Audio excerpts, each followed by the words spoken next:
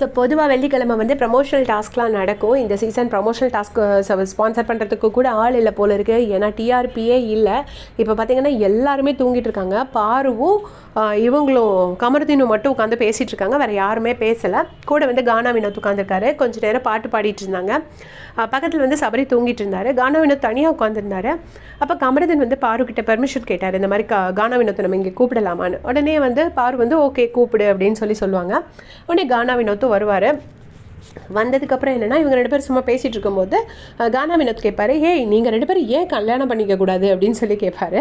நீயும் மீடியாவில் இருக்க, அவனும் வந்து நல்ல ஹீரோவாக இருக்கான், 2 பேரும் கல்யாணம் பண்ணிக்கலாமே அப்படின்னு சொல்லி கேட்டோடனே பார்வதி வந்து பயங்கரமாக சிரிப்பாங்க. ஹே இவன் அதுக்கெல்லாம் சரிப்பட்டு வரமாட்டான், இவன் அதுக்கெல்லாம் சரிப்பட்டு வரமாட்டான் அப்படின்னு சொல்லிட்டு சிரிக்கிறாங்க. கமருதீனும் பயங்கரமாக சிரிக்கிறாரு. ஆனால் கமருதீன் என்ன சொல்கிறாருன்னா, இன்னும் அந்த அளவுக்கு போகல அப்படின்னு சொல்கிறாரு. ஸோ அதுக்கு வழி இருக்குங்கிறது மாதிரி கமருதீன் சொல்கிறாரு. உடனே கானா வினோத்தை அப்படியே சிரிச்சுட்டு 2 பேரும் சத்தமாக பாடுறாங்க. பாடினோடனே அங்கே இருந்துட்டு சபரி தூங்கிட்டு இருப்பார். பக்கத்தில் தான் தூங்கிட்டு இருப்பார். அவர் எந்திரிச்சு இடம் இது பண்ணி போவார். அப்போ கானா வினோத் வந்துட்டு ஹே சாரி அப்படின்னு சொல்லுவார். ஸோ கானா வினோத் கிட்ட இந்த மாதிரி ஒரு கெஸ்டரை நான் எதிர்பார்க்கவே இல்லை, ஒருத்தவங்க தூங்கிட்டு இருந்தாங்க, நம்ம டிஸ்டர்ப் பண்ணுறோன்னு சொல்லிட்டு உடனே சாரி சொல்லுவார். ஆனால் சபரி வந்துட்டு அவர் பாட்டுக்கு இல்லைங்கிற மாதிரி எந்திரிச்சு போய் வேறு பக்கம் போய் தூங்க போயிடுவார். அதுக்கப்புறம் திரும்பவும் இவங்க எல்லோரும் பேசிகிட்டே இருப்பாங்க. அப்போ விஜய் சேதுபதி சார் வந்து கேட்டால் என்ன சொல்கிறது அப்படின்னு சொல்லிலாம் பிளான் பண்ணுவாங்க. அப்போ கமருதீன் வந்துட்டு எல்லாருமே வந்து திவாகரை பற்றி பேசலான்னு பிளான் பண்ணுறாங்க. திவாகர் தான் இந்த மாதிரி அப்படி பண்ணுறாரு, நம்மளை டிஃபேம் பண்ணுறாரு, இப்படியெல்லாம் பேசணும்னு சொல்லிட்டு இவங்க 3 பேரும் பிளான் பண்ணிகிட்டு இருக்காங்க. பண்ணும்போது விஜய் சேதுபதி சார்கிட்ட எப்படி பேசணுன்னா, எனக்கு மக்கள் மத்தியில் இருக்கிற பெருமையை வந்து கெடுக்கிறாங்கங்கிற மாதிரி கமருதீன் சொல்லுவார்.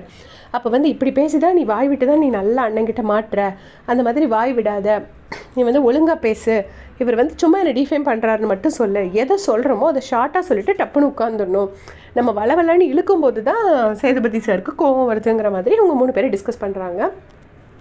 உடனே கானா வினோத்தும் அது கரெக்டாக அப்படின்னு சொல்லிட்டு இப்போ டைம் என்ன இருக்கும் அப்படின்னு பேசும்போது கரெக்டாக 6 மணி ஆகுது.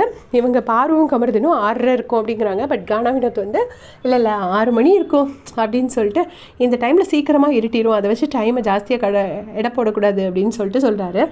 சொல்லிவிட்டு அவர் எந்திரிச்சு போயிடுறாரு. போனதுக்கப்புறம் பார்வதியும் கமருதீனும் என்ன பேசிக்கிறாங்க அப்படின்னா, நான் வந்து கண்டிப்பாக கலையை நாமினேட் பண்ணுவேன், அவன் ஒரு வேளை இந்த வாரம் தப்பிச்சிட்டானா நான் கண்டிப்பாக நாமினேட் பண்ணுவேன், ஏன்னா கலை தான் எனக்கு துரோகம் பண்ணது, நான் டெஃபினட்டாக நாமினேட் பண்ணுவேன்னு சொல்லிட்டு பார்வதி சொல்கிறாங்க.